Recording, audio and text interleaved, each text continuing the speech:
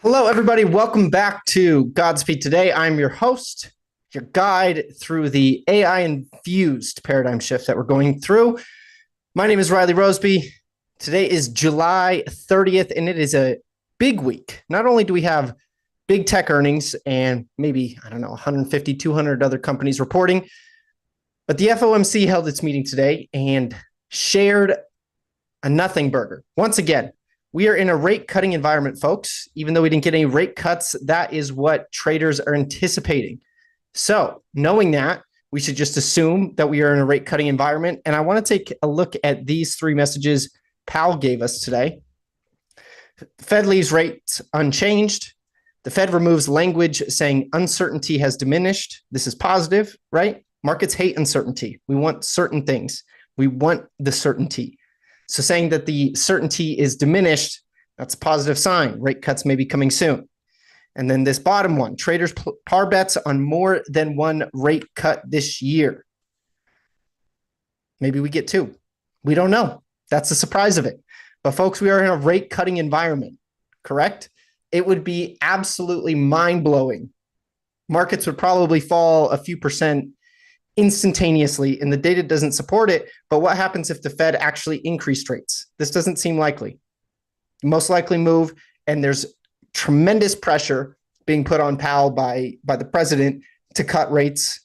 It seems like it's a matter of time. We don't know if it's going to be in September. Powell didn't give us any clues, any hints. He said, we can't make decisions on future meetings, which I think is responsible. He doesn't want to show his cards just yet. But let's go on to big cap tech earnings because it's all eyes on the CapEx, capital expenditures. These big cap names, we're talking today, Microsoft and Meta reported after the close. Tomorrow we get Apple and Amazon. These companies are spending hundreds of billions of dollars in AI infrastructure, and it's not going anywhere. Folks, the bull market is still here. Just because one quarter happens doesn't mean these companies aren't going to spend money. So these are the established 2025 AI CapEx guidance claims heading into earnings today. You can see Amazon at the top there, 100 billion, Microsoft 80, Meta 64 to 72, and then Apple down there just under 11 billion, right? We're all wondering, what is Apple doing? I'm not optimistic for Apple to come out with some crazy new AI features tomorrow in their earnings report, but I would absolutely love to see it. I don't think that's going to happen, but we can all hope. We can all root for Apple's success and that they find their way with AI. But let's look at Meta and Microsoft today. So here were the figures that these two reported. We're going to get to the stocks in just a second because they had some monster moves after the close. But take a look at this. So the Microsoft AI CapEx guidance is reaffirmed. No changes there. This is a positive sign. They're spending Microsoft is spending $80 billion this year on AI infrastructure. It's good that this is unchanged. We don't always need this to be rising. And then Meta, on the other hand, they raised their CapEx range to 66 to 72 billion. Now it's notable, right? They raised their CapEx range, but if we look at what their range was going into today's earnings report, it was 64 to 72. So yeah, they went from 64 to 66, but that 72 threshold is still there. So this is kind of a nothing burger. But Meta did raise their Q3 revenue guidance, which is probably what is moving this stock after hours. So take a look at these charts. Microsoft is up, last time I checked, 7%. Meta is up 9% after hours, both trading at a new all-time high. And it's funny. Following the Fed announcement that they weren't changing rates, you start to see on Twitter some folks calling tops, calling for a pullback.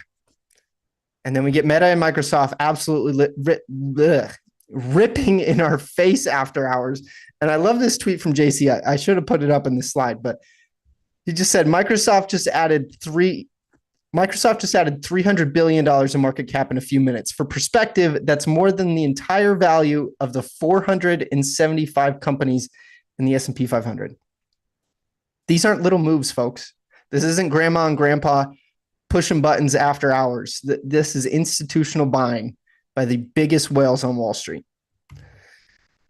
Meta also shared a note and a vision on the future of personal superintelligence. Now, this is super interesting, right? Mark kind of gave us a sneak peek at the earnings with this announcement earlier this morning, but it's fascinating. We're talking about superintelligence. AI was just here. We're now moving on to AGI, superintelligence.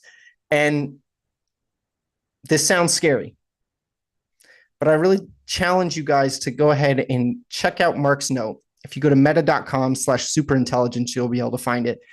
And I just got to say, I got to tip my hat to Mark because I love the aesthetics of this website. It's super clean, super simple. It looks like a website from the 90s, but it's great because there's no fluff. There's no flash. But I wanted to read just a few little snippets of this before we move forward. Over the last few months, we've begun to see glimpses of our AI systems improving themselves. The improvement is slow for now, but undeniable. Developing superintelligence is now in sight. It seems clear that in the coming years, AI will improve all our existing systems and enable the creation and discovery of new things that aren't imaginable today. But it is an open question what we will direct superintelligence towards. In some ways, this will be a new era for humanity, but in others, it's just a continuation of a historical trend. As recently as 200 years ago, 90% of people were farmers growing food to survive. Advances in technology have steadily freed much of humanity to focus on less subsistence and more on the pursuits we choose.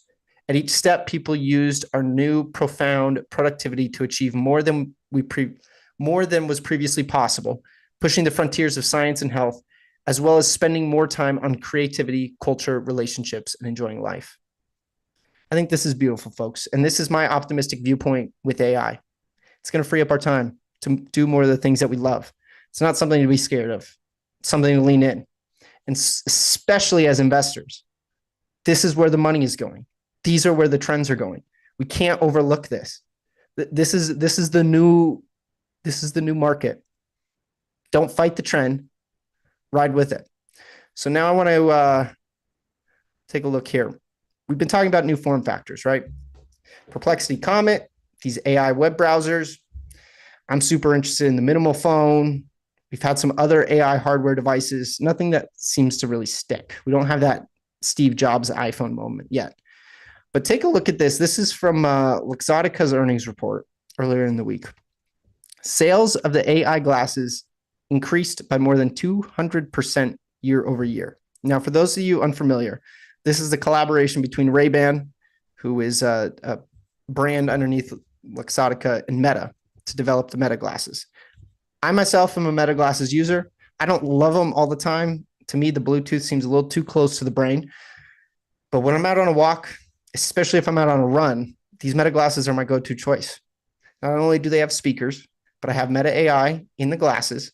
I'm able to take photos, record videos, and it's a less invasive way to be connected with technology. I think to me, that's the most important thing. I don't want to be staring at my phone all day, checking screens. I don't want that.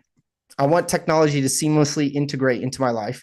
And based on these sales and these trends, I'm not the only one. So this is a key area to watch. We want to watch this hardware space, right? We don't know if the smartphone is going to be going away. We don't know if the computer is going to be going away, being reinvented. But certainly there is an appetite, which I think is the most interesting thing. There is an appetite for new hardware, which I can honestly say, probably since the iPhone came out, I haven't had a thirst for a new form factor. The iPad was cool. I'm not going to deny that, but it was an iPhone moment. We all talk about those iPhone moments. We're truly waiting for AI to have its hardware iPhone moment. Maybe it is an iPhone you can talk to. Maybe it is glasses that you can talk to. We're reimagining it, happening in real time. Isn't the future exciting? All right, folks. Now, Tesla. I've been talking about Tesla for a couple of weeks. Tesla won't break down. They're throwing the kitchen sink at it, literally. I mean, we can go back to that photo with Elon in the sink when he bought Twitter and think about that. The media has thrown everything at Elon and Tesla, and the stock won't break down. Now, does this mean the stock is going to go to 1,000 overnight? Probably not. That might be a possibility, but I don't think it's a high probability. But the sheer fact that Tesla isn't going down, despite all the negativity and all the hate, is an excellent, excellent sign. And folks, I want us to remember, Tesla is not just a car company. They have their autonomous driving. Now they're a ride-sharing company. They have robots. We don't even know what robots are going to bring. It's probably too early in this cycle to really be talking about robots and what Optimus may do to Tesla's bottom line. But this is a part of the narrative. So as soon as that narrative switches, I wouldn't be surprised to see some overt buying pressure in Tesla. And I was talking to a lot of friends over the last few days. And the one thing that I always came back to, if you're a Tesla shareholder and you're kind of on the fence whether or not you like Elon, and you haven't sold, what does this man need to do to get you to sell? He received a key to the White House with a black eye. He had a Nazi salute. He's just known to be kind of a buffoon. He's trying to start a third party. Like, if all of these things have happened and you still haven't sold Tesla, I don't think you're selling Tesla. So to me, the sellers are gone. Now, there's still a little bit of selling pressure. There's still some price movements here. But folks who truly despise Elon, they have to be gone, right? You're not still holding on to the stock if you think the guy is the absolute worst.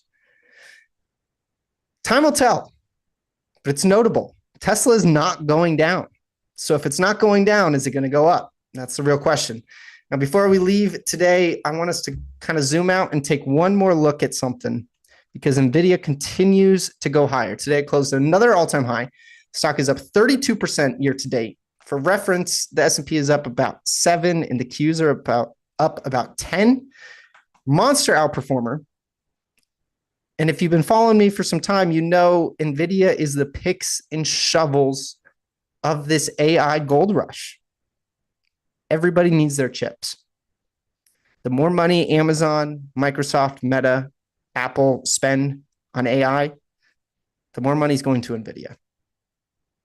As long as NVIDIA continues its underlying trend, which is going up and to the right, I don't think we should be looking at taking any strong short positions. We don't want to fight the tape in this environment. Stocks are going up. Meta and Microsoft gapping up almost 10% after hours. Is that really a tape you want to bet against? Because I sure don't. Because as we recall from last week, I shared this metaphor and I want to share it again. As investors, we need to be like surfers, right? The surfer can't control the wave, but he can control the board. And as an investor, we can't control the market, but we can control our positions. We can control our position sizing. That's how we need to operate, folks. That is all I have for us today. Tomorrow, Apple and Amazon report earnings. Once again, like I've said for the last handful of days, please wait on these earnings reports. We do not need to rush into stocks before they report earnings because we think we have a hunch and are trading options that expire the same week as a lotto ticket. It's not worth it. Preserve your capital. Let these earnings reports print. Let the stocks make whatever move they need to make and look for a low risk entry. That's all we got to do, folks. That is all I have for us today. Be well and happy trading.